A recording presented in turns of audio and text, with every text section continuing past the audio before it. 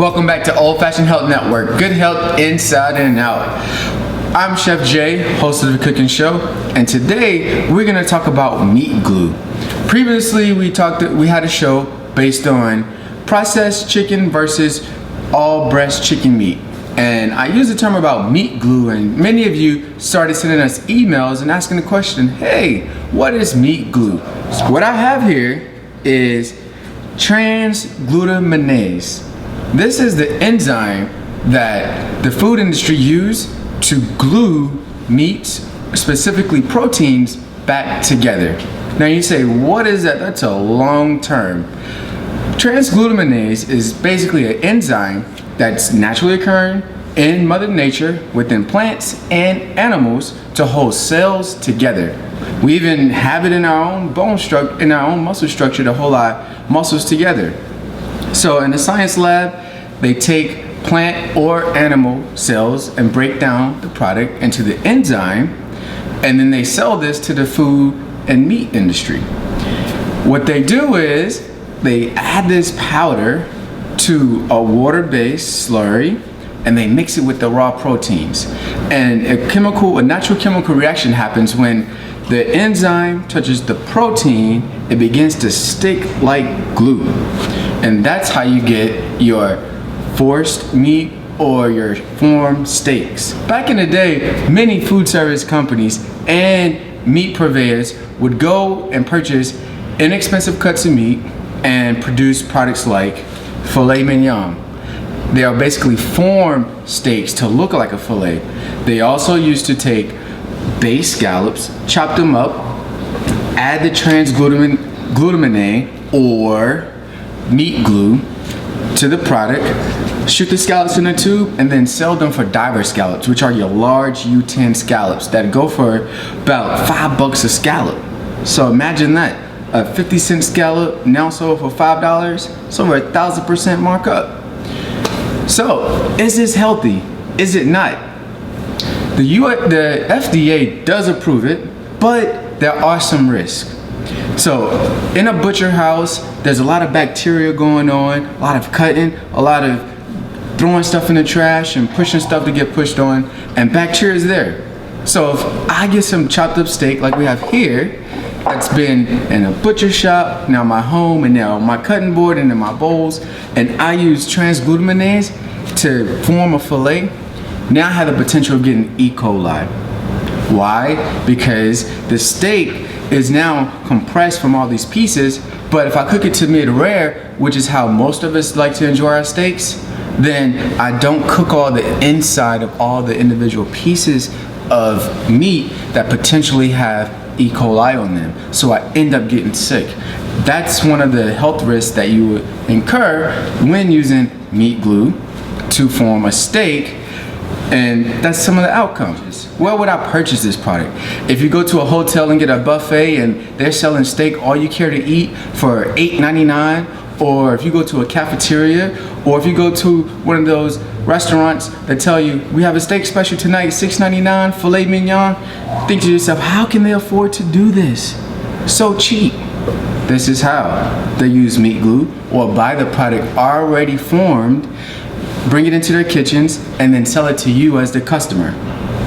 Now, what we're gonna do, we're gonna actually form our own steak, and I'm gonna let you see if you can figure out how and which one is the real steak versus the formed steak. So first, we have our diced meat, we have our transglutaminase, aka meat glue, we have a molding ring, which all comes in handy to make our formed filet mignon. Okay, so I want to tell you some of the precautions. First thing first is you have to wear a surgical mask. Why? Because the fibers in the dust is so fine, if you inhale it, it will stick to your lungs and you will end up suffocating. And you say, why? That's because, remember, this is glue. It turns into glue when it touches protein, and your lungs are made of protein, and you end up dying a slow death of suffocation. Blah, that was a lot to say, right? Now, How does this stuff dissolve? Yes, it does dissolve. But it only dissolves in water or at temperatures above 140 degrees. So oftentimes when you get a form steak, it's gonna be served to you mid-rare to rare. Anything over that is just not gonna be there because the steak is gonna fall apart. So we have our meat. And it's okay for me to touch it with my hands, and I'll show you once we add the enzyme to the protein, my hands will begin to stick a little bit. And that's just a natural reaction. So, go. Just add a little bit of this powder.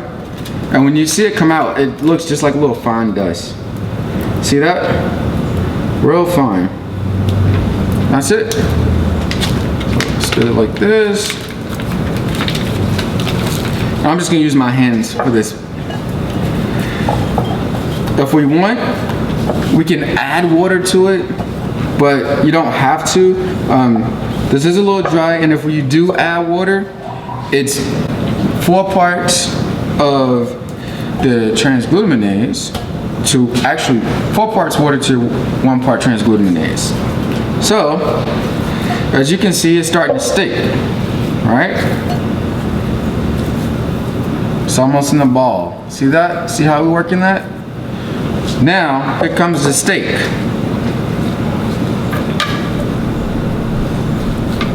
I was just checking to see if my fingers are sticking yet. So, to get the best result, what you have to do is let this rest for 24 hours in the refrigerator and let it all settle up, and then you bring it back and we're gonna test it.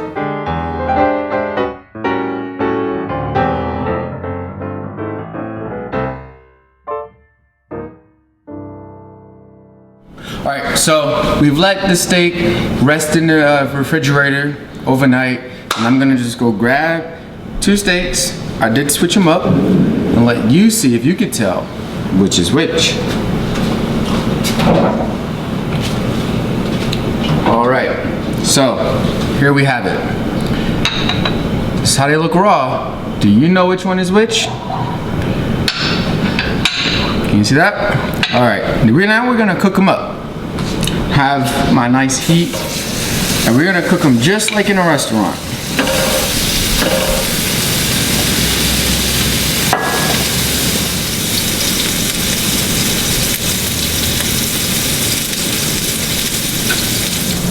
Okay, so here we have it. We just finished cooking our steaks.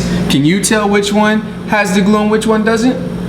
I'll let you decide. If you can't, this is the steak that does not have glue. This is. Did I stump you? Well, thank you for joining me today. Thanks for your question. Thank you for joining Old Fashioned Health Network today. Remember, I'm Chef Jay, and guess what? Every bite matters.